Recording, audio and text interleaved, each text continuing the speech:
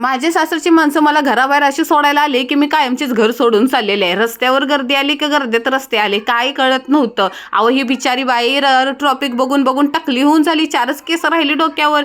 मी online नाही खरेदी केलाय ड्रेस, तुम्हाला एवढा आवडला, मी ठाण्याच्या मार्केटमधनं खरेदी केलाय. गेल्या गेल्या स्वामी आईचं दर्शन घेतलं, माहेरच्या माणसांवर 4-5 गप्पा गोष्टी केल्या. पप्पांना राखी कधीपासून बांधते आठवत नाही, पण पहिल्या बहिणीच्या राख्या पोस्टानं लवकर नाही पोचायच्या ना, म्हणून माझा खडूस भावड्या म्हणत होता तुझं प्रेम नाही लय माझ्यावर. म्हणलं कपाळावर अक्षद्या बघ कितीची टाकल्या त्या.